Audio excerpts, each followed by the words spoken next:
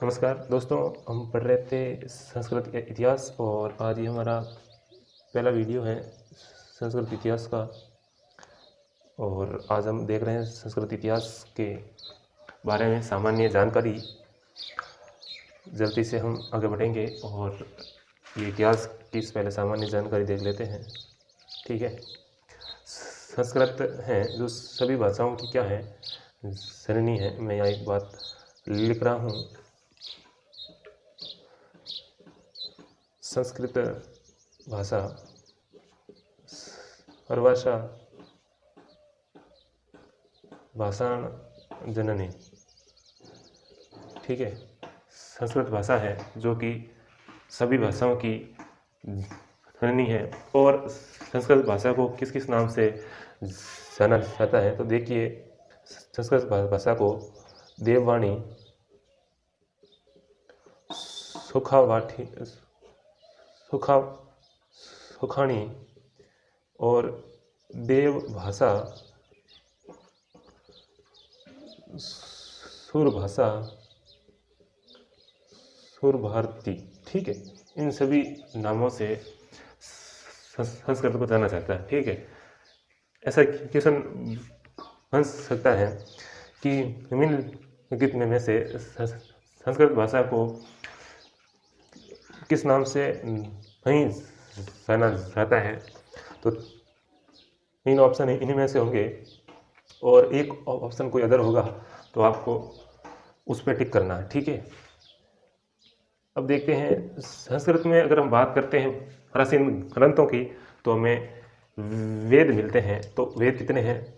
वेद 4 वेद हैं। ठीक है, वेदा सत्वार, कितने वेद हैं? 4 वेद हैं।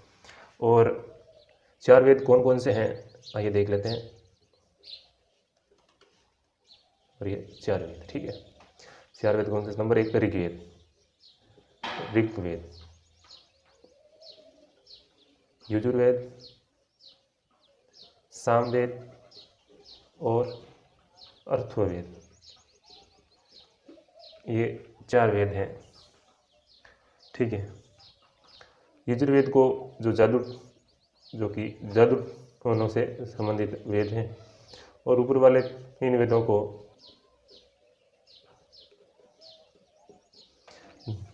हेदित्री वेद कहा जाता है।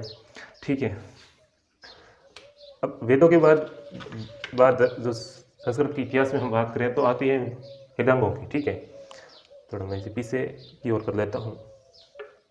वेदों के बाद वेदांगों की बात आती है। वेदांग क्या है? ठीक है, वेदांग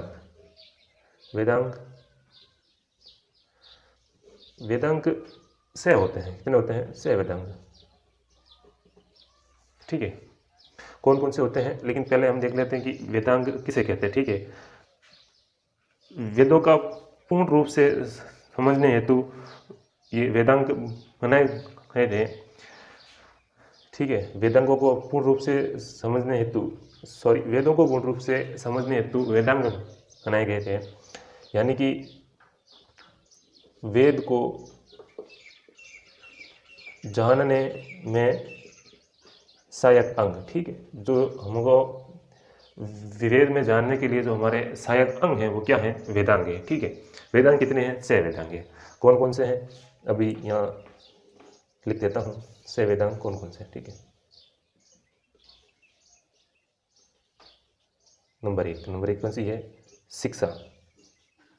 शिक्षा के बाद कलप के बाद व्याकरण के बाद ज्योतिष के बाद निरुक्त और अंतिम है वो है छंद। क्या है?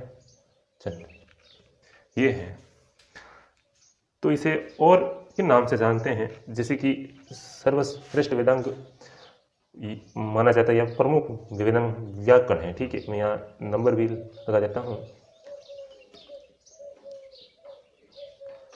और से। ठीक है,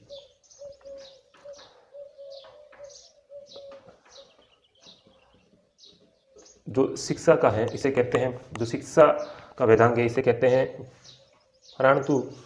इसका मतलब होता है हराण या फिर इसे नाक भी माना जाता है। इसे इसलिए मानते हैं कि जो वेदांग है उसे एक शरीर रूप में बताया है कि जैसे कि एक मानव होता है, मानव जैसे कि एक ये मानव है, ठीक है।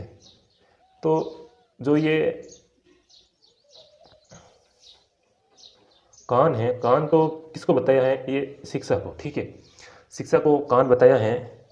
और जो कलप है इसे हस्तो माने हाथ, इसे हाथ बताया है, ये हाथ भी बना देते हैं, इसे हाथ बताया है, ठीक है। और उसके बाद अगला है व्याकरण। व्याकरण क्या है? मुख है, मुख है, मुख ये सबसे महत्वपूर्ण है। व्याकरण को क्या कहा जाता है? मुख। और ज्योतिष है, इसको बताया गया है संशु, और संशु का मतलब होता है आँख। क्या होता है? आँख, ठीक है। और उसके बाद है निरुक्त। क्या है? निरुक्त का मतलब होता है कान। क्या है? कान। और उसके बाद है संध। संध को पादो। क्या कहा है? पादो माने पाँव। ये इस प्रकार से ये से वेदांग है।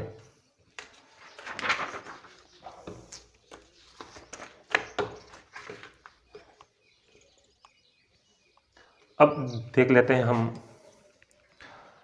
व्याकरण के 3 मुनि के बारे में। व्याकरण के 3 मुनि, ठीक है, कौन कौन से हैं उसके बारे में भी अभी हम करते हैं चर्चा। व्याकरण के 3 मुनि देख लेते हैं व्याकरण, लेकिन उनसे पहले हम ये देख लेते हैं व्याकरण की परंपरा, ठीक है। व्याकरण की परंपराएं। व्याकरण की जो परंपरा है वो कैसी है? व्याकरण की परंपरा है वो है द्विमुखी। कैसी है? द्विमुखी। द्विव यानी द्विमुखी यानी दो, और मुख यानी व्याकरण। क्या है? व्याकरण। क्या है? व्याकरण। मुख यानी व्याकरण। दो मुख यानी द्विमुखी यानी दो मुख यानी दो व्याकरण है। तो संस्कृत की कितनी व्याकरण है? 2 परंपराएं व्याकरण की। नंबर एक है बृहस्पति। कौन सी है? बृहस्पति परंपरा, ठीक है। ये क्या है? पहले तो हम इसके बारे में देख लेते हैं कि भाई साहब ये क्या है। तो इसके अंदर क्या है कि संपूर्ण व्याकरण शास्त्र का निर्माता है वो भगवान ब्रह्मा को बताया है। किसको? ब्रह्मा जी को बताया है। यानी कि संपूर्ण व्याकरण का जो निर्माण है वो भगवान ब्रह्मा जी, क्या होता है फॉक्स होता है नहीं यार, 1 सेकेंड, हाँ ठीक है, वो भगवान ब्रह्मा जी को बताया है। और प्रथम व्याकरण किया है। कौन सा? प्रथम व्याकरण किया है, ठीक है। व्याकरण किया किसे माना है? वो माना है इंद्र को। ये प्रश्न इंपोर्टेंट है, ठीक है, ये इंपोर्टेंट है, ठीक है। और इसको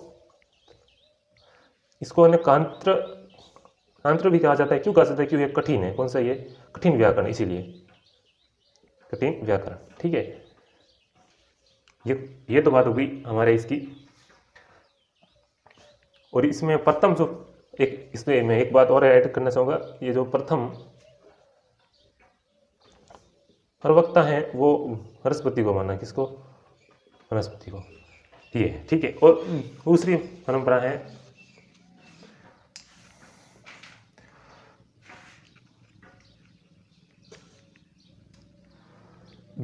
वो है महेश्वरी परंपरा। कौन सी? महेश्वरी परंपरा, महेश्वरी, ठीक है, सॉरी, महेश्वर परंपरा, ठीक है।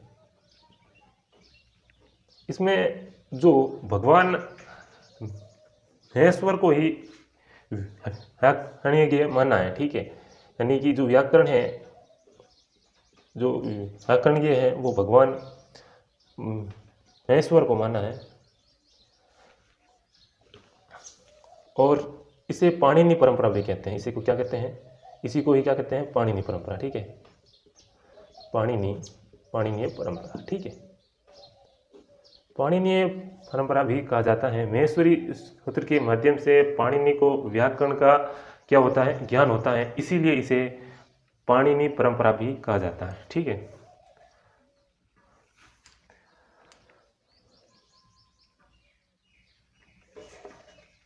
और इसके बाद हम जब आगे बात करते हैं तो अगला जो हमारा टॉपिक है वो है व्याकरण के ऋषि मुनि।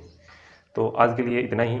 अगले वीडियो जो अभी कुछ ही देर बाद अपलोड हो जाएगा, जो आप हमारे यूट्यूब चैनल जेके क्लासेस के प्लेलिस्ट में जाकर आप उस वीडियो को पूरा देख सकेंगे, और प्लेलिस्ट में आपको संस्कृत नाम से लिस्ट मिल जाएगी, उसे आप आराम से देख सकते हो। धन्यवाद।